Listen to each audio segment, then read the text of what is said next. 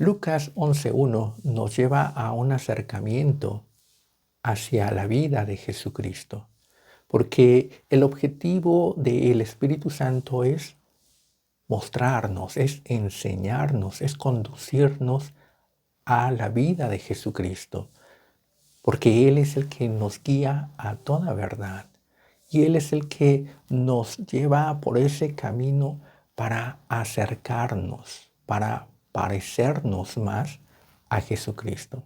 Un cristiano es aquel que da el testimonio de Jesucristo, no es de lo que habla, sino de su proceder, de las características de Jesucristo en esa persona.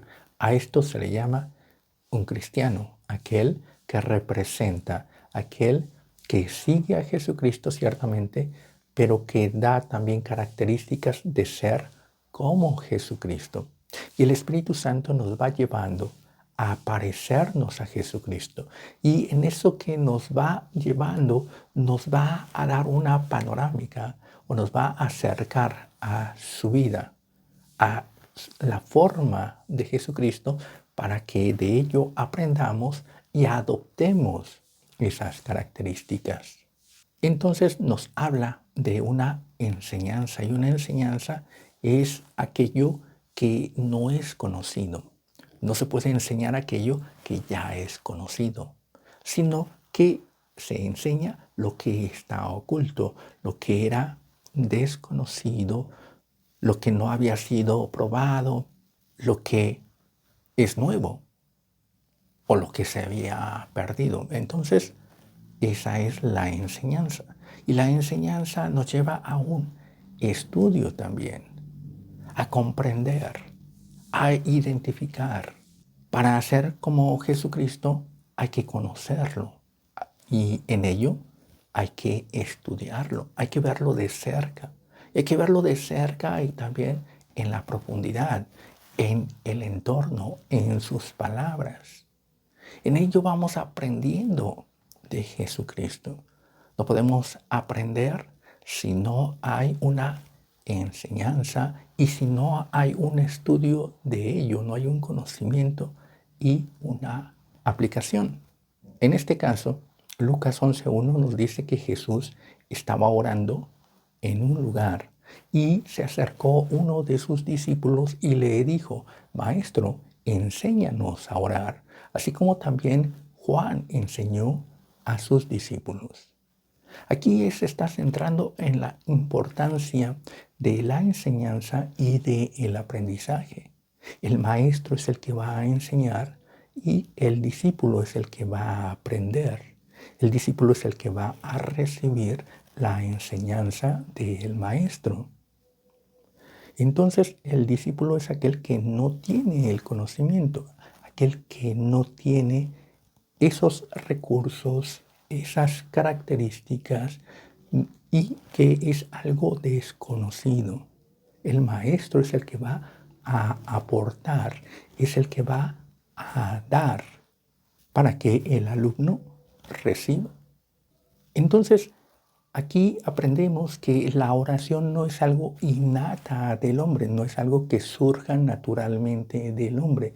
El hombre no trae esa condición, desconoce esa condición de la oración o la ha perdido. Entonces, si no conoce algo, si no lo tiene, tiene que adquirirlo y tiene que aprenderlo para poderlo exponer, para poderlo hacer, poner en práctica. Entonces, si vamos a aprender de Jesucristo, es algo que no tenemos, que no sabemos cómo actuar como Jesucristo y debemos de estudiarlo, debemos de analizarlo, aprender de él, asimilar sus características, asimilar sus enseñanzas y así actuar como él actuaba. La oración es importante porque nos habla de una comunicación y comunicación es relacionar a dos personas que están distantes, unirlas a través de esa comunicación, mantener el contacto o el acercamiento. Cuando el hombre pecó, perdió ese contacto con Dios, perdió esa cercanía y esa comunicación. Y entonces el hombre se alejó. Es Dios el que llama al hombre, ¿dónde estás tú? Pero el hombre rehúsa esa relación con Dios, mostrando la situación del pecado, la situación de la carne, porque la carne tiene esa contienda con el Espíritu, no quiere saber nada del Espíritu, no entiende las cosas del Espíritu. Entonces, al pecar, al caer el hombre en ese pecado, en esa desobediencia, el hombre pierde esa relación con Dios porque pierde esas características espirituales. Desde ahí el hombre no tiene esa característica espiritual que le ayude a acercarse a Dios o para entablar esa relación con Dios. Por el contrario, la carne no entiende las cosas que son del Espíritu. La carne está en contienda o en enemistad con las cosas que son del Espíritu, porque son contrarias. Lo que el Espíritu quiere y lo que la carne quiere son contrarias, son diferentes. El Espíritu busca una relación con Dios, busca estar en ese contacto y estar en esa cercanía con Dios, estar en esa situación que le ponga en esa presencia de Dios. Mientras tanto, la carne intenta alejarse lo más posible de Dios y lo que significan las cosas espirituales. La carne se rehúsa a esa relación con Dios y el espíritu busca la relación con Dios. Pero el hombre pierde la característica de relacionarse con Dios. La oración es una comunicación que busca el acercamiento, que busca estrechar esa distancia, que busca que esa distancia desaparezca y estar en esa cercanía. No debemos de confundir la oración con una simple plática o una simple charla con Dios. Eso no es una oración. El que yo esté hablando con Dios no quiere decir que esté yo en oración con Dios, porque la oración tiene la característica de buscar un acercamiento, estar en la presencia de Dios para ser uno con Él, para estar en esa paz, para estar en el amor, en esa unanimidad con Dios. Una conversación no va a lograr eso. En la Biblia encontramos diferentes pasajes donde aún el propio Satanás habla con Dios. Está entablando esa charla o esa comunicación con Dios, pero que sin embargo no intenta resolver la distancia, no tiene un acercamiento con Dios y no busca la paz con Dios o el perdón de Dios o la ayuda de Dios, sino que es una comunicación de contienda, es una comunicación de diferencias que agudiza más las distancias, que hace que las distancias sean insalvables. Entonces vemos, por ejemplo, en el libro de Job, cómo Satanás sube entre los hijos de Dios y tiene esa comunicación con Dios, pero es para contender, es para reclamar, es para agudizar la contienda, la discusión, la enemistad. También vemos en varios pasajes cómo el diablo habla con Jesucristo y esto es para tentarle en lo que es llamado la tentación de Jesús en el desierto. Satanás está en ese diálogo con Jesús, pero es para contender, para hacer caer, para provocar una distancia, para enervecer, para provocar una contienda con Dios, un reclamo con Dios. Estos son ejemplos de que no toda comunicación con Dios, con Jesucristo, es para salvar las distancias, es para tener una relación, sino para una contienda, para un rompimiento, para agudizar más una separación. También vemos a los demonios o espíritus inmundos hablando con Jesús. Pero las características de estas comunicaciones son para contender, para provocar. Y ahí se establece un rompimiento. Por eso hay que diferenciar sobre lo que es una comunicación y lo que es la oración. La oración siempre va a ser para buscar relacionar, para buscar la paz, para buscar ese contacto, esa cercanía, la unidad con Dios. Pero la carne no puede hacer esto. Y entonces esto tiene que ser adquirido. Y el único que puede producir que se entable la relación con Dios es el Espíritu Santo. Porque el Espíritu Santo nos va a ayudar a tener esa relación con Dios. Para establecer esa oración con Dios es necesario el Espíritu Santo. Si hablamos que la oración tiene que ser aprendida, porque la carne no puede solo tener una oración con Dios, porque la carne busca la separación de Dios. Entonces es el Espíritu el que tiene que dar esas características para que el hombre pueda buscar esa relación con Dios. Y esto es a través del Espíritu Santo. Y el Espíritu Santo lo va a transmitir. Esa es la forma de adquirir, esa es la forma de aprender. El aprender es recibir algo que no se tiene. En este caso, el hombre perdió esa característica espiritual y entonces tiene que adquirirla, tiene que volverla a recibir. Y esto es por el aprendizaje, por la enseñanza que transmite el Espíritu Santo, de tal forma que el hombre la reciba y recibiéndola la pone en práctica. Cualquier persona, por más esfuerzos que haga por parecerse a Jesucristo, no lo va a lograr. No va a lograr dar ese testimonio de Jesucristo si no es por la enseñanza del Espíritu Santo, porque el Espíritu Santo es el que guía a toda verdad y el Espíritu Santo es el que da el testimonio a nuestro espíritu de que somos hijos de Dios. Dios da el Espíritu porque Él es el que busca la relación, que el hombre vuelva a esa unidad, vuelva a esa comunicación con Dios, vuelva a esa paz, vuelva a el amor, a la misericordia de Dios. Por eso es que desde el principio Dios llama al hombre, habiendo caído, le dice, ¿dónde estás tú?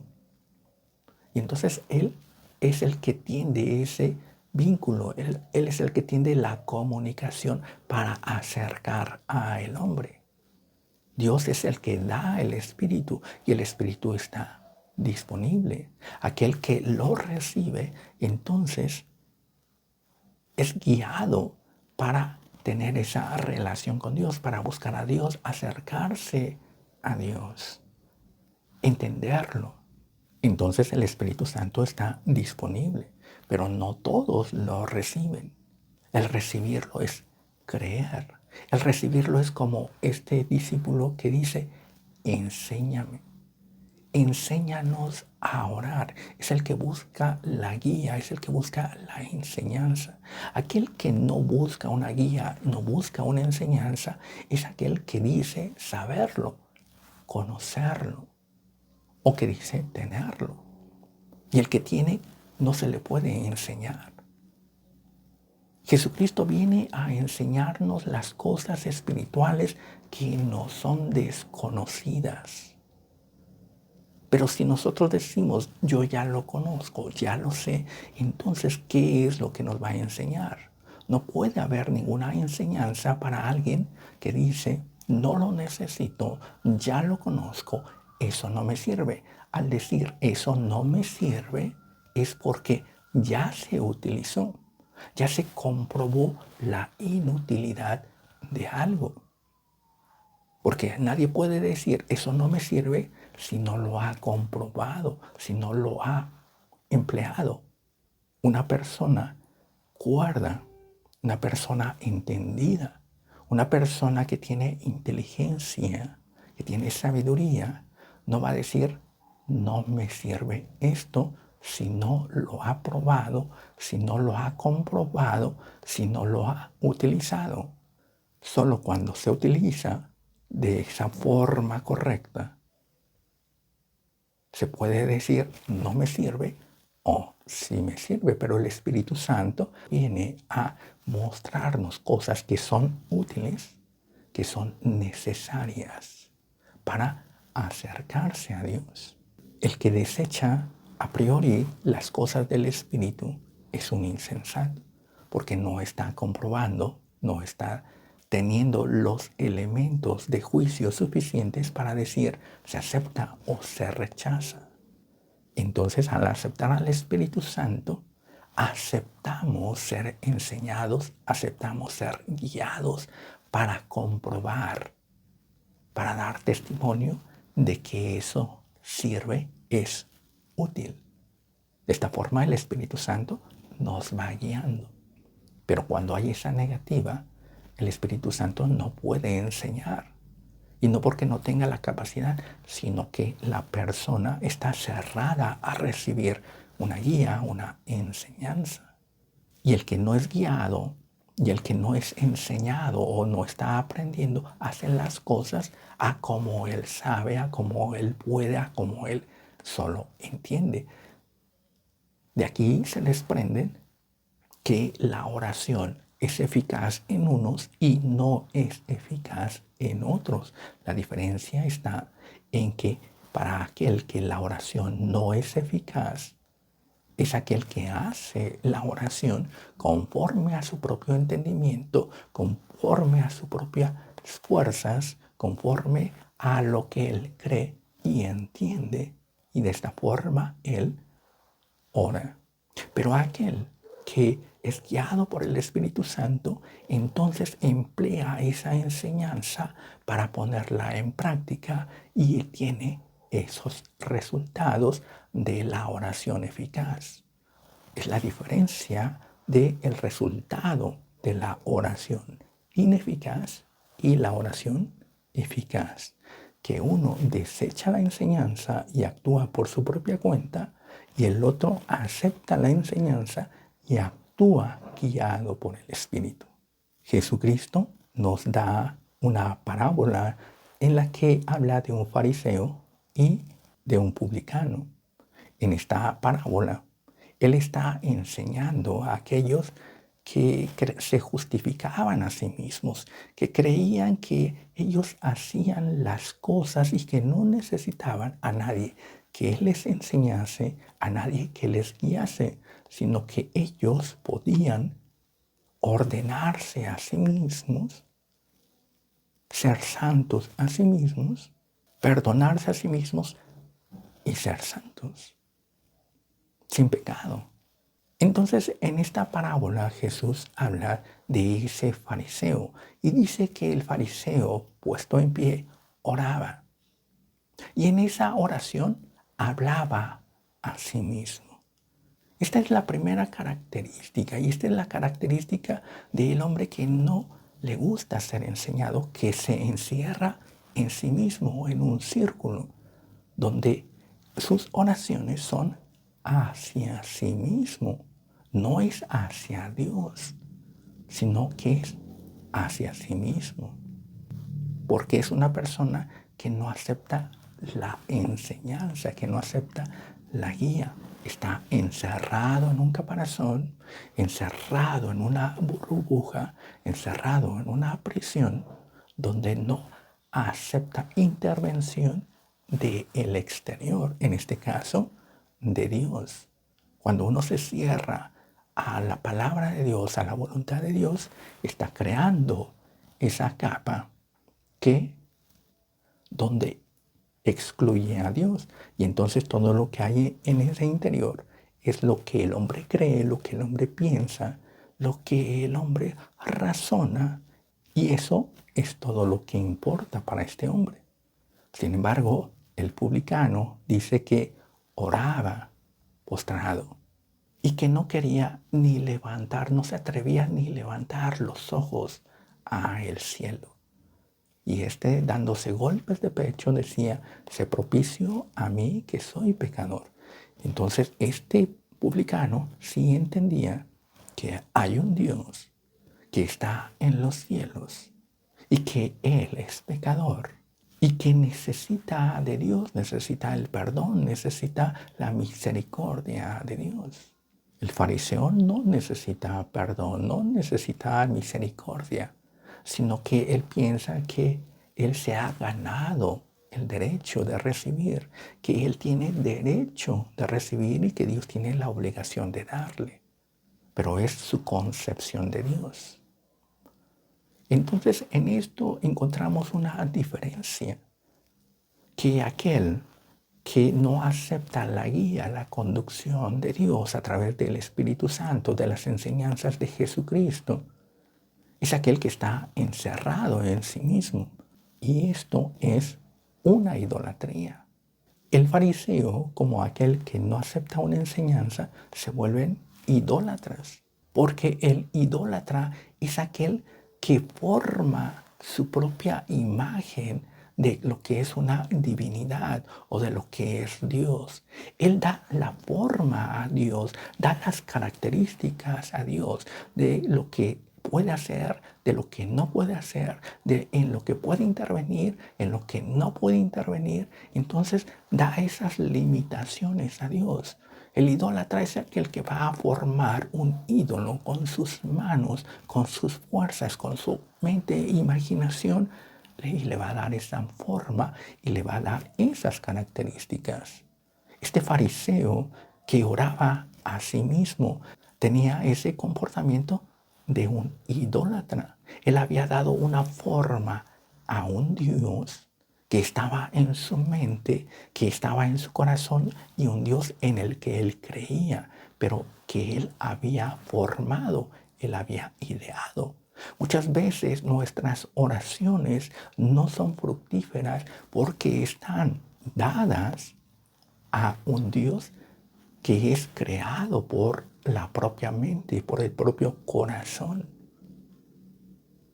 Uno piensa que está orando al Dios del cielo, al Dios de la gloria, al Padre Celestial, pero uno en realidad está orando a un Dios formado por uno mismo. Por eso Jesucristo es claro y comienza diciendo, cuando oréis, lo vas a hacer de esta forma. Padre nuestro. Porque el Padre es aquel de quien procedemos, aquel que engendra, aquel que da la vida. Es Dios el que da la vida. En el caso contrario, aquel que piensa que está orando a Dios, pero ese Dios es obra de sus manos, de esta persona. Entonces ese Dios es engendrado por este hombre. Y esa es la idolatría. El hombre que crea a su propio Dios, le está dando vida a su propio Dios, su forma, su poder a su propio Dios. Él es como si lo estuviera engendrando porque él le está transmitiendo en su mente esa capacidad de ser Dios. Pero aquel que cree en el Padre de la gloria es aquel que cree que todo lo recibe de Dios y que Él procede de Dios y que Dios tiene respuestas y que Él da la vida y que Él da el orden y que uno está en las manos de Dios. Eso es lo importante. Estar en las manos de Dios. Y el idólatra cree que Dios está en sus manos. Por eso Jesús dice, Padre nuestro que estás en los cielos. De ti procedemos y a ti vamos. No es aquel Dios que procede del hombre y que vuelve al hombre. Por eso es necesario el aprendizaje, la guía del Espíritu Santo, el que nos ayuda a resolver todos estos problemas, el que nos da esa lucidez y claridad de a quién estamos orando, de cómo vamos a orar. Aquel que recibe al Espíritu Santo recibe el consejo y recibe las características para orar. Pero aquel que desecha a el Espíritu Santo, desecha el consejo, desecha la enseñanza, desecha la guía y se encierra en sí mismo y crea ese Dios al que está orando. Y él piensa que está orando a Dios. Y por eso viene mucha contienda, mucha desconfianza y se dice, eso no sirve, porque no se empleó de forma correcta, no se dejó ser enseñado, ser guiado. La oración es algo que el hombre necesita aprender y necesita recibir del Espíritu Santo para que esa oración sea eficaz, tenga ese resultado que es unir a Dios, relacionarse con Dios, volver a esa unidad con Dios. Pero aquel que desecha la enseñanza mantiene esa distancia, ese rompimiento y se enfoca en ese rompimiento.